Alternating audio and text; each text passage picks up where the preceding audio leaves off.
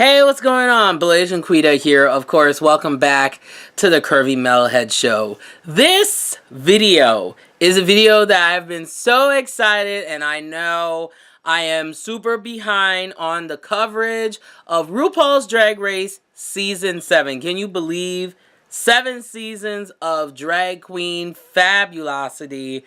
Yes, yes. You know me. I'm super obsessed, not only with drag queens, but I love the drag culture and the drag balls and everything like that. I watched Paris is Burning. If you have a chance, please watch that documentary. It like blew my mind. And some of those houses are pretty much, some of them are still around today, which is cool. So let's get into season 7 of RuPaul's Drag Race. And what I wanted to do before actually getting into the episodes is to do my opinions of how I feel about all the contestants so far. And of course, I finished watching episode 6, and then of course episode 7 is going to be coming out, so really pumped. No, episode 7 is already out, the Snatch Game, pardon me. But I'm really excited about this, so let's get into it. So the first contestant I'd like to talk about is Pearl. Of course, Pearl is 23 and is from Brooklyn, New York. Now, when I first saw Pearl, I was like, this girl is like a giant sleeping bag. When is she gonna open her eyes?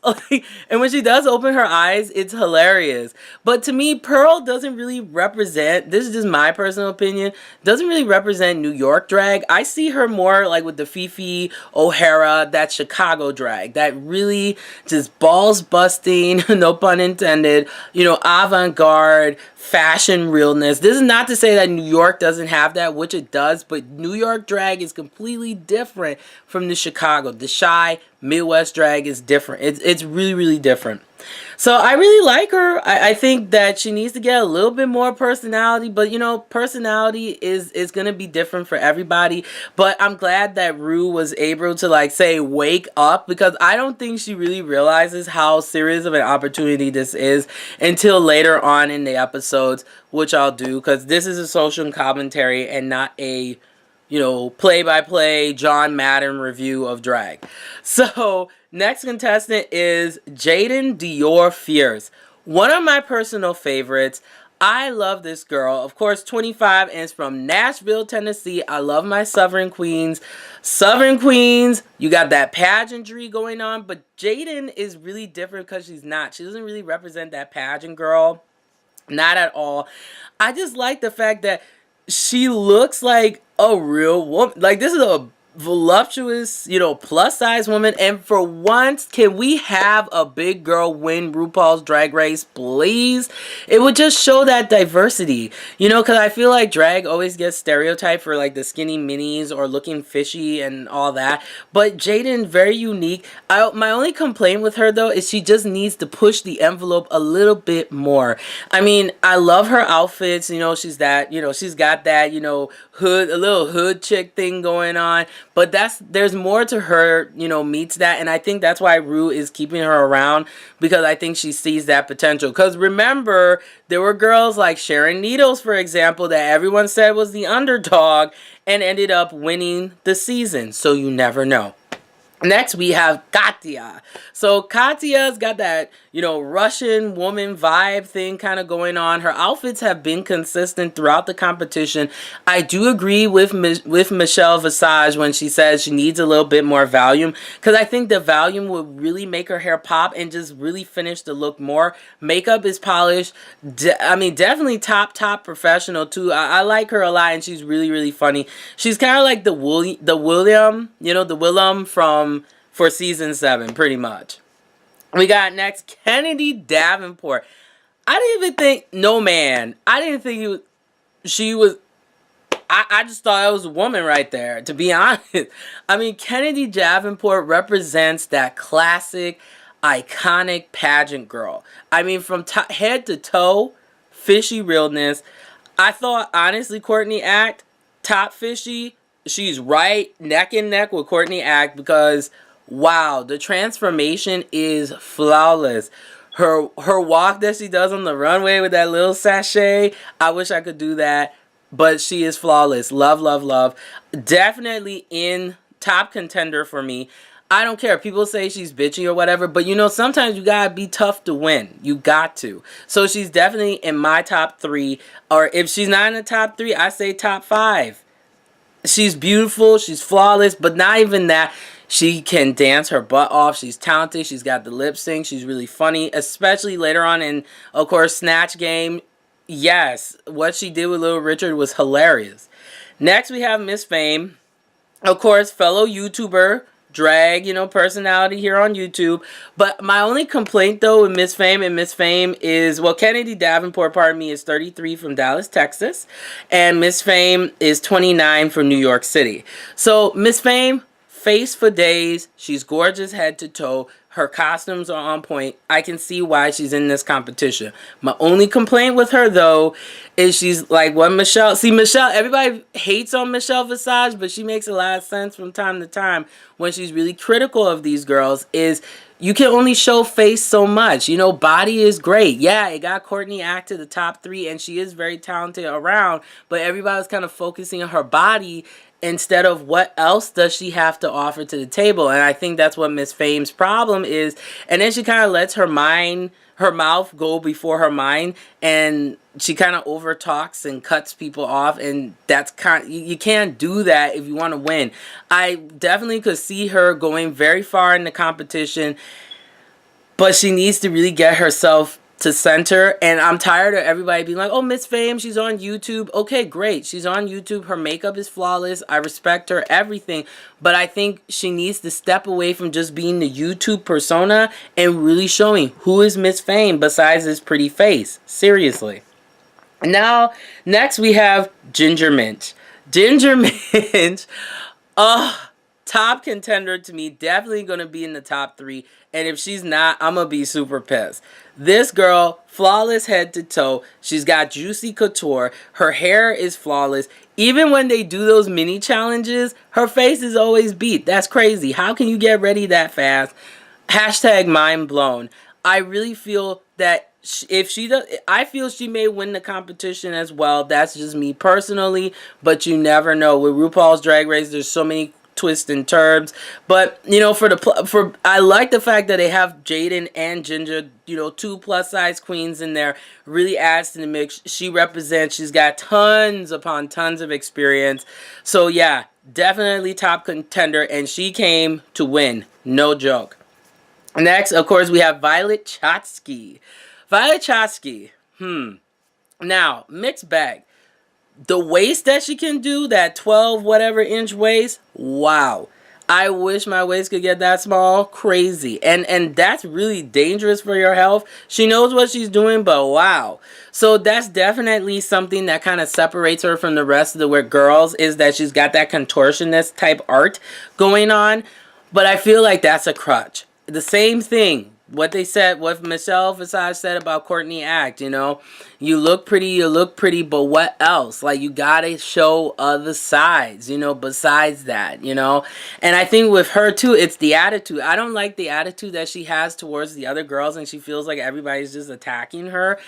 But it's like, this is a competition. So it's, you know, you're working in groups and some of those mini challenges and some of the actual challenges in the competition, but you got to work with a lot of people. And one thing I know about drag queens, and this is from my personal experience of interviewing some drag queens, is some have tons of personality, some think they are better than everybody else, and then there are queens that are very humble. And I've been blessed to, you know, interview like Pandora Box, and then of course I'll be talking about my girl later on, and you know, Polo Del Mar, pardon me, as an example, are, you know, real drag queens, intellectual. You know, you can't just be all about drama. And that's the difference sometimes I feel between some of the young queens versus the more experienced, you know, older veteran queens. But just because you're old, that doesn't mean you don't know any. It irritates me, especially when like Violet went after Tempest DeJour, you know, about like, oh, how old are you? Seriously, have several seats for that.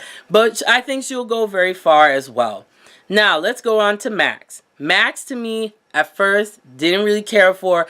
I feel like, of course, Max is like the Sharon Needles of the competition. No one really knows what to do with her drag. Her drag, to me, it's like you're taking a little Sharon Needles and a little Jinx Monsoon. You're kind of, you know, that vaudeville kind of thing, but still like kind of mixed and you know, a lot of androgyny going with it. And often I feel like that's another stereotype about drag, is that people feel that drag has to be fishy. You have to look like, you know, a woman, and that's it. You can't do what, you know, Visage says, boy drag. But I feel that, you know, drag is a performance art, so there should be all different types of drag being represented, which season 7 is definitely across the board, all over the place.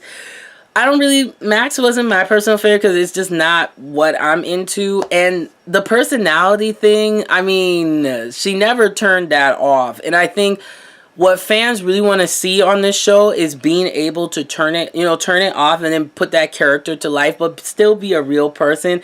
And I think sometimes Max is not able to separate it, and she's very conservative. And you can't be on this show and be super conservative. It's crazy to me. Like, not to say there's something wrong with being conservative. It's just that you have to be conservative to a certain extent if you really want to win this competition. So, but that's just me. And of course, Violet Chachki is 22 from Atlanta, and Max is 22 and from Wisconsin as well. Hudson, Wisconsin, which is not too far from the border to Minnesota. So that's cool to have 2 Wisconsin queens on. That's rocking. And next we have Candy Ho.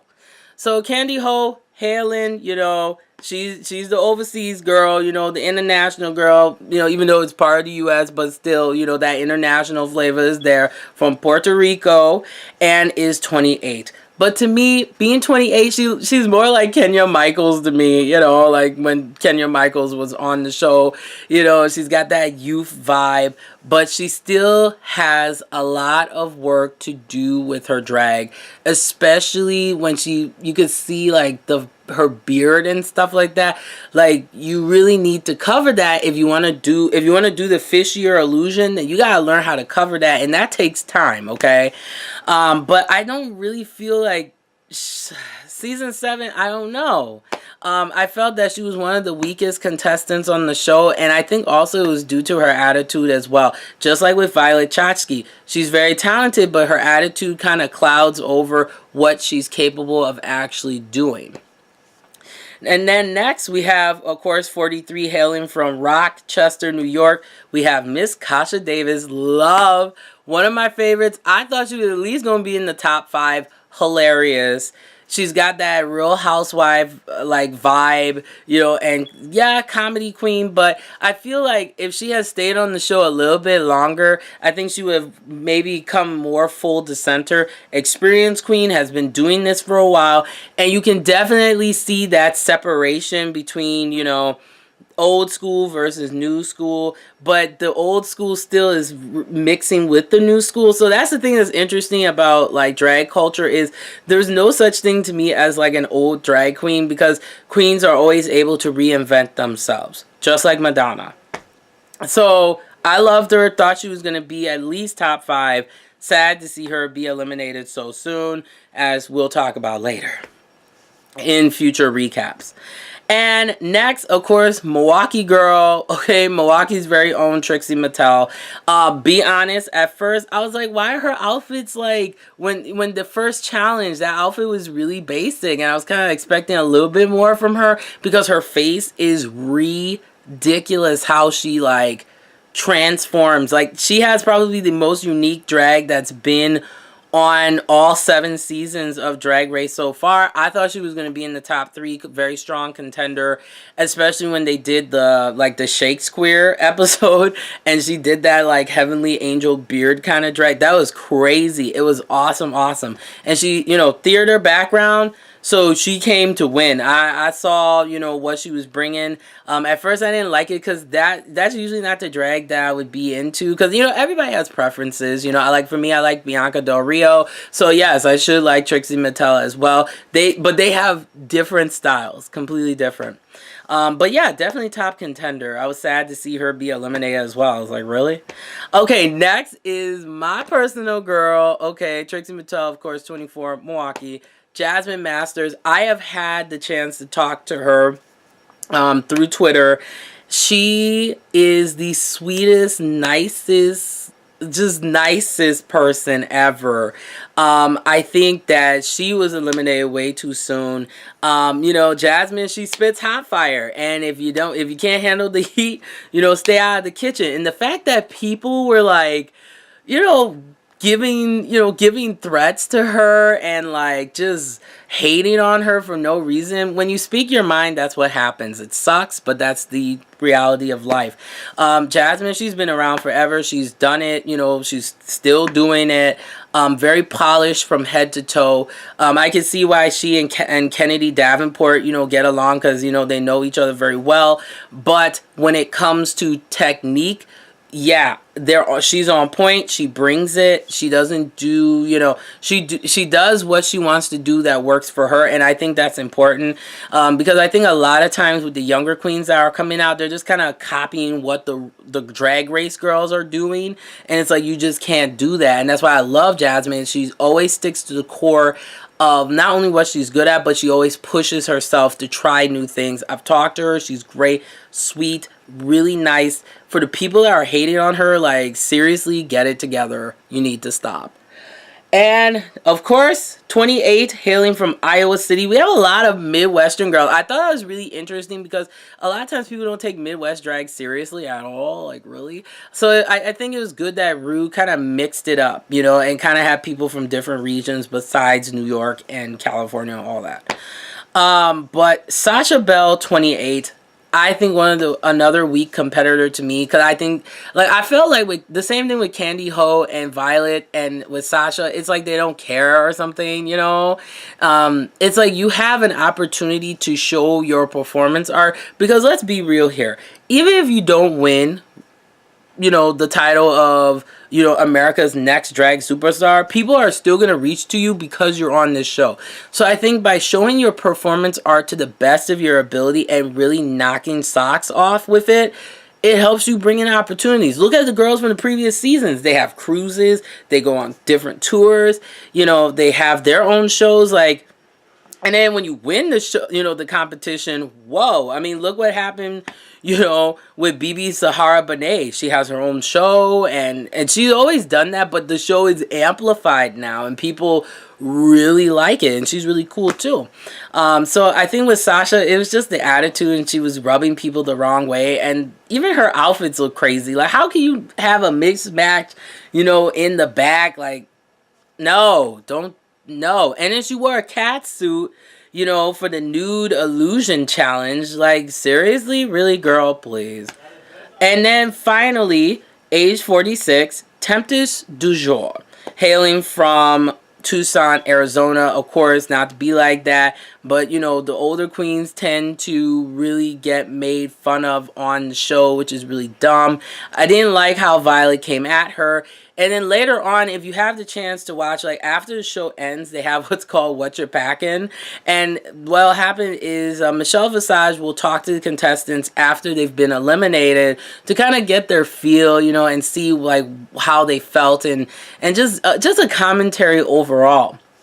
And what I thought was really interesting was when she does this particular segment, you know, the girls will really be honest and really be candid, especially Jasmine. You know, she was like, I was holding my tongue. That really cracked me up.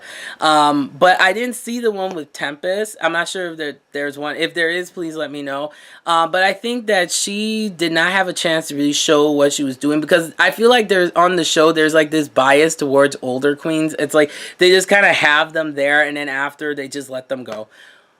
But I digress. So let me know what you think of my opinions about the contestants. I think they are all fabulous in their own way. However, there are some, like, I hate to say, but honestly, it's true. Sasha, Candy Ho, they still have a long way to go, and that tends to happen. You know, once you get on the show, it takes time. It's a performance art, just like with me. You know, when I started doing my show, you know, I started off, my makeup looked horrible, and now, as you can see, you know, you practice and you get better at what you do. Thanks so much for watching, and like always, remember to stay classy and don't be trashy.